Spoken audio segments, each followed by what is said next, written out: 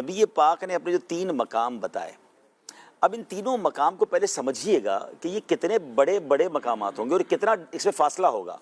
مثال کے طور پہ آپ یوں سمجھیے کہ اگر 25 لاکھ 30 لاکھ لوگ حج پر ہوتے ہیں، جنہوں نے حج کا ایکچوئل حج کیا ہے نا، وہ پنجابی میں کہتے ہیں لگ پتہ جاتا ہے کہ رش کہتے کس کو ہیں، بندہ کھو جائے تو پھر ڈھونڈنا آسان نہیں ہے۔ 25-30 لاکھ میں کراؤڈ سمجھ نہیں آتا کتنا ہے۔ وہاں اشفاق میں کتنے لوگ ہوں گے؟ 8 ارب تو اس وقت دنیا میں ہیں، حضرت آدم سے لے کر صبح قیامت تک جتنے لوگ اس دنیا میں آئیں، اربوں ہوں گے، خربوں ہوں گے، تو کراؤڈ کتنا ہوگا؟ ٹھیک ہے، اور پھر ڈیسٹینیشن نبی پاک نے بتا دیا۔ اب ان تینوں ڈیسٹینیشنز پر، ان تینوں مقامات پر پورے اہل محشر کی ایکٹیویٹی ہو رہی ہوگی۔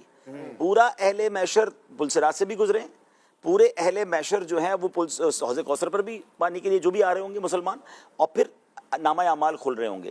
تو ذرا امیجن کریں کہ یہ تینوں مقام کتنا دور ہوں گے ایک دوسرے سے۔ یعنی عرفات میں کوئی کہے کہ مکتب نمبر 1 پہ نہ ملوں تو مکتب نمبر 40 پہ ڈھونڈ لینا، تو یہ پاسبل ہی نہیں ہے۔ آپ 1 سے 40 تک جا ہی نہیں سکتے، جائیں گے تو وہ دن ہی ختم ہو جائے گا۔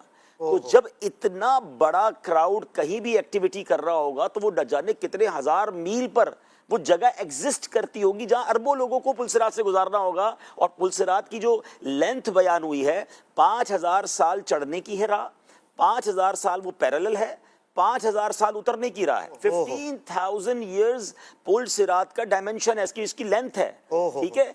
لیکن نبی پاک فرما رہے تینوں مقامات میں سے کہیں بھی ڈھونڈ لینا۔ یہ کتنا بڑا کمال ہوگا قیامت کے دن کہ اتنے دور دور مقامات ہوں گے، مگر نبی پاک کے پاس جہاں جائیں گے تو پیارے اکان تینوں میں سے کہیں مل جائیں گے۔ اور یہی بات جو ہے مولانا حسن رضا خان صاحب نے ایک شعر میں سمجھائی ہے، مقام فاصلوں پر اور کام مختلف اتنے، تینوں کام الگ ہیں، ڈیفرنٹ کام ہیں، مقام دور دور ہیں۔ یہ کیسے ہوگا؟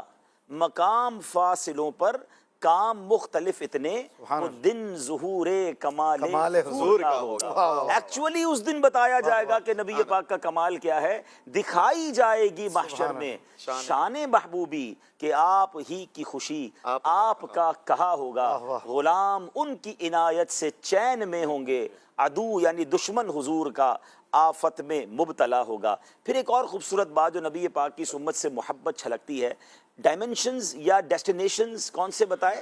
تینوں جگہ نبی پاک مددگار کی حیثیت سے ایک یوں سمجھیے کہ ایک فکر کے ساتھ موجود ہوں گے۔ اسی کلام کا شعر ہے نا کہ عزیز بچے کو ماں جس طرح تلاش کرے، خدا گواہ یہی حال آپ کا ہوگا۔ بچے کو جس طرح ماں ڈھونڈتی ہے، پیارے آقا کبھی پل صراط پر مدد کر رہے ہوں گے، کہیں نامہ اعمال کو بھاری، جو گناہ گاروں کے پلڑے ہیں بھاری کر رہے ہوں گے، کہیں جناب پانی پلا رہے ہوں گے حوض کوثر کے جام سے۔ اچھا، پھر 1000 جان فدا نرم نرم پاؤں سے پکار سن کے اسیروں کی دوڑتا ہوگا، وہ پاک دل کے نہیں جس کو اپنا اندیشہ۔ اس کو ذرا سمجھیے گا، یہ خود نبی پاک کی حدیث کی طرف اشارہ ہے۔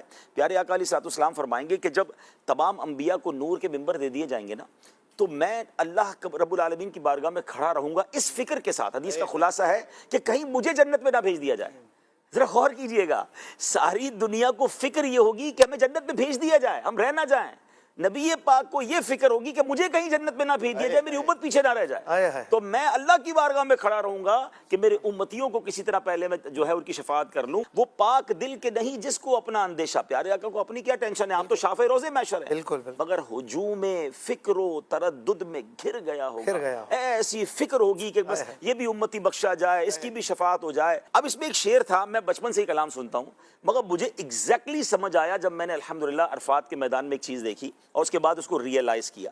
نشان خسرو دی دور کے غلاموں کو۔ اچھا، اب عرفات میں جب جاتے ہیں نا، ماشاءاللہ جو منا گئے عرفات کے، ان کو پتہ ہے وہ بلون لگے ہوئے ہوتے ہیں، بڑے بڑے انہوں نے غبارے لگائے ہوتے ہیں کہ بھئی یلو کلر کا غبارہ سمجھ لیں یہ ساؤتھ ایشیا والوں کا ہے، پھر جناب جو ہے وہ گرین کلر کا یہ ہے۔ تو الگ الگ کانٹیننٹ کے انہوں نے ایک نشان بنایا ہوتا ہے، کیونکہ جب کراؤڈ زیادہ ہو نا تو آپ اونچی جگہ سے دیکھ سکتے ہیں کہ میرا خیمہ کہاں ہے یا مجھے کہاں پہنچنا ہے۔ اور ہم نے یہ نشانیاں بنائی ہوئی ہوتی ہیں کہ یار دور سے یہ والا بلون نظر آئے یا یہ والا پرچم نظر آئے۔ آپ نے بھی دیکھا ہوگا طواف کے دوران کچھ لوگ اونچا سا پرچم لے کے چل رہے ہوتے ہیں کہ بھئی سارا قافلہ اس کو فالو کرے۔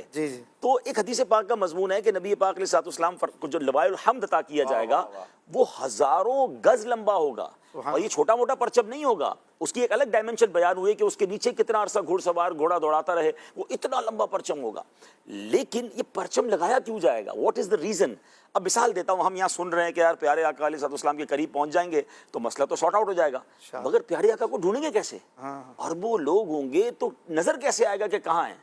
تو اس وقت وہ لواء الحمد ہے نا وہ یہ کام کر رہا ہوگا کہ نشان خسرو دی، ہم پتہ نہیں کہاں ہوں گے اس وقت، کتنا دور ہوں گے، کون سے کیمپ میں ہوں گے، تو جو دور غلام ہوں گے نا وہ کہیں گے وہ دیکھو وہ جو پرچم نظر آ رہا ہے نا، نشان خسرو دی دور کے غلاموں کو لواء الحمد کا پرچم بتا رہا ہے، وہ پرچم دیکھ کر پہنچیں گے کہ چلو پیارے آقا وہاں ہیں۔ اور یہاں اگر میں عشق والی بات کر دوں کہ وہاں بھی پرچم ہی نشانی ہوگی نبی پاک تک پہنچنے کی، اے پرچم لگانے والے تمہیں مبارک ہو، انشاءاللہ وہاں بھی لواء الحمد کو دیکھ کر نبی پاک کے پاس پہنچ جائیں گے۔